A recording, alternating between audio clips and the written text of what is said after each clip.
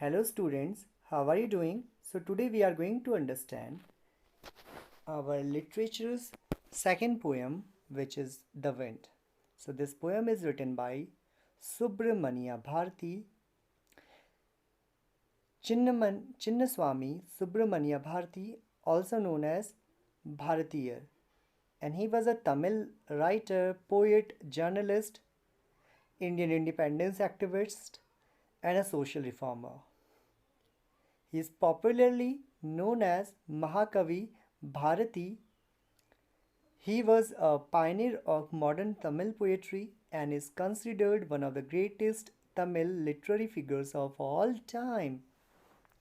So this poem Wind is originally written in the Tamil language. ये जो poem Wind है ये originally लिखी गई थी तमिल भाषा में और इसके पोएट का नाम है चिन्नस्वामी सुब्रमण्य भारती। इनको भारती यार भी कहा जाता है। ये तमिल राइटर थे, पोएट थे, जर्नलिस्ट थे, इंडियन इंडिपेंडेंस एक्टिविस्ट थे, सोशल रिफॉर्मर थे और इनका मोस्ट पॉपुलर नाम जो लिटरेचर में इनका बहुत ही पॉपुलर नाम है वो है महाकवि भारती। इनको जो है मॉडर्न तमिल पोएट्री का प्रणेता भी कहा जाता है। इन्होंने ही जो है मॉडर्न तमिल पोएट्री की शुरुआत की थी and he is the one of the greatest Tamil literary figures of all time. और ये जो हैं तमिल लिटरेचर के बहुत ही महान व्यक्तियों में से एक हैं। जो पोयम है इसकी थीम है the present poetry piece wind has been compose by Subramania Bharati. It consist total of 23 lines and these lines are not separated into stanzas. Here they are divided into meaningful segments for ease of comprehension. And Subramanya Bharati has drawn the living picture of wind which makes fun of the weak people and things. So wind poem जो है सुब्रमण्य भारती ने लिखी है। इस poem में कुल 23 lines हैं। इस पोएम में कोई भी स्टैंजास का यूज़ नहीं हुआ है। पोएट ने क्या किया है कि पोएम को छोटे छोटे सेगमेंट छोटे छोटे पार्ट में बांट दिया है, ठीक। और इसमें जो है विंड की नेगेटिव क्वालिटीज़ के बारे में बताया गया है। अगर हम विंड के बारे में बात करें तो ज़्यादातर जो पोएट हैं वो विंड की पॉजिटिव क्वालिटीज़ को ही बताते हैं। वो जो है विंड की खूबसूरती को बताते हैं, ठीक है। और विंड की मतलब जो पॉजिटिव साइड्स होते हैं उन्हीं के बारे में लिखते हैं। बट सुब्रमण्य भारती ने जो है विंड की नेगेटिव क्वालिटी के बारे में लिखा है और ये लिखा है कि जो विंड है वो कमज़ोर लोगों और कमज़ोर लोगों के साथ क्या करती है। So this poem teaches us how we should stand against our oppressor. In the poem, he presented the wind god who destroys everything weak. He wonders why the mighty god is fond of poking fun only with the weak. तो जो poet है उन्होंने इस poem में एक message दिया है कि हमें जो है अपने ऑपरेसर मतलब जो हमें परेशान करते हैं उनके अगेंस्ट कैसे खड़े रहना चाहिए।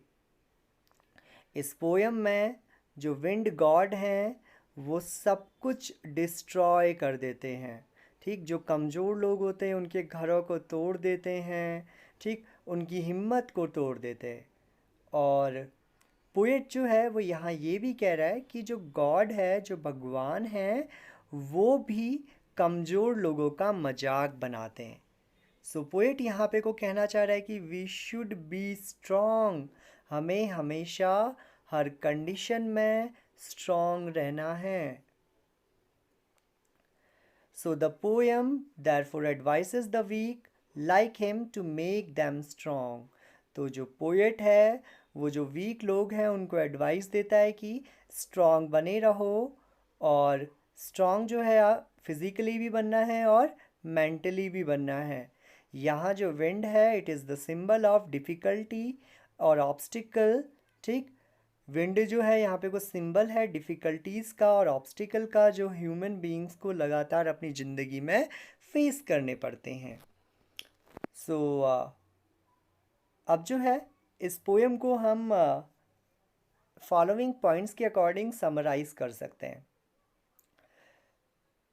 पहला पॉइंट है violence and destruction. Although the poet requests the wind to blow gently, but it doesn't accept the plea. The wind blows violently and causes destruction. तो पहला पॉइंट है कि जो विंड है, पोएट विंड से रिक्वेस्ट करता है कि प्लीज़ ब्लो जेंटली, आप जो है जेंटली ब्लो करो, मगर जो विंड है वो पोएट की एक बात भी नहीं सुनती और वो बहुत ही स्पीड से बहती जाती है और इतनी स्पीड से बहती है कि it creates a lot of destruction. इससे जो है बहुत ज़्यादा डिस्ट्रक्शन होता है, बहुत ज़्यादा बर्बादी होती है।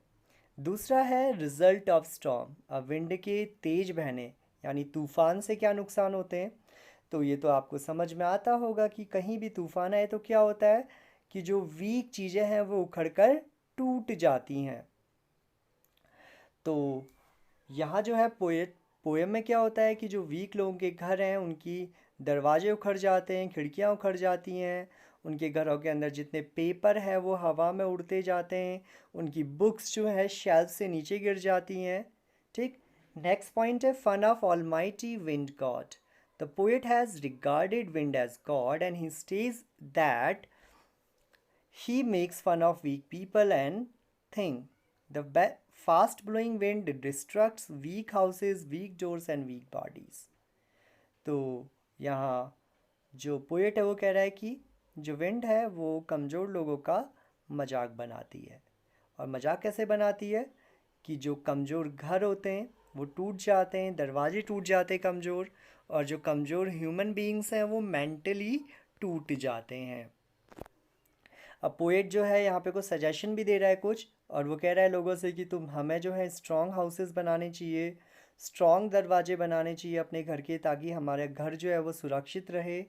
साथ ही साथ हमें अपनी बॉडी को भी फिज़िकली मेंटली दोनों तरीके से हेल्दी बनाना चाहिए ताकि हम विंड को अपना दोस्त बना सकें। So all in all poet want to say that कि पीपल शुड बी स्ट्रॉन्ग। ठीक। जो लोग हैं उन्हें स्ट्रॉन्ग रहना है, उनकी फ़िज़ीक जो है स्ट्रॉन्ग होनी चाहिए, उनका माइंड भी जो है स्ट्रॉन्ग होना चाहिए ताकि वो अपनी लाइफ के जितने भी ऑब्स्टिकल्स हैं उनको फेस कर पाएँ। So now read the poem and I am just explaining it once again. Wind comes softly, don't break the shutters of the windows, don't scatter the paper, don't throw down the books on the shelf. There, look what you did. You threw them all down, you tore the pages of the books, you bought rain again. तो यहाँ जो है poet wind से request कर रहा है कि आप सॉफ्टली ब्लो करो, घरों की जो विंडोज़ होती हैं, दरवाजे होते हैं, उनको मत तोड़ो, घरों के अंदर जो पेपर रखे हैं उनको मत उड़ाओ। ठीक। उनको स्कैटर मत करो, स्कैटर मतलब बिखेर देना। ठीक। जो शेल्फ में बुक रखी हैं उनको शेल्फ में ही रहने दो, उनको मत गिराओ। ठीक। अब विंड जो है वो पोएट की एक बात भी नहीं सुनती है, और क्या होता है कि वो जितनी भी बुक्स होती है उनको तेज हवा के झोंके से नीचे गिरा देती हैं, और जितने भी पेपर थे उस घर में वो सारे उड़ने लगते हैं, और उड़ने से कुछ तो फट भी जाते हैं, और अचानक से बहुत तेज बारिश शुरू हो जाती है। You are very clever at poking fun at weaklings, frail crumbling houses, crumbling doors, crumbling rafter, crumbling wood, crumbling bodies, crumbling life, crumbling heart. The wind god we knows and crushes them all. He won't do what you tell him, so come let's build strong homes. So यहाँ पे को जो poet है वो wind को God की तरह symbolize कर रहा है, और विंड से रिक्वेस्ट करता है, विंड से ये भी कहता है कि विंड आप बहुत क्लेवर हो और आप हमेशा जो कमज़ोर चीज़ें हैं और कमज़ोर लोग हैं उनका मजाक बनाती हो। ठीक। अब देखो इन लाइंस में क्रम्बलिंग वर्ड बार बार यूज़ हुआ है। क्रम्बल मतलब तोड़ देना। ठीक है, तो घर टूट गए हैं, दरवाजे, राफ्टर, लकड़ियाँ मतलब जंगल, बॉडीज़, लाइफ, हार्ट। तो यहाँ पे वो क्रम्बलिंग वर्ड बार बार यूज़ किया है ताकि हमें पता चले कि विंड कितनी ज़्यादा डिस्ट्रक्टिव है। ठीक, अब यहाँ पे को पोएट कहता है कि जो विंड है वो क्या करती है, it winnows the weak links and strong things. ठीक, विनोज मतलब छानना।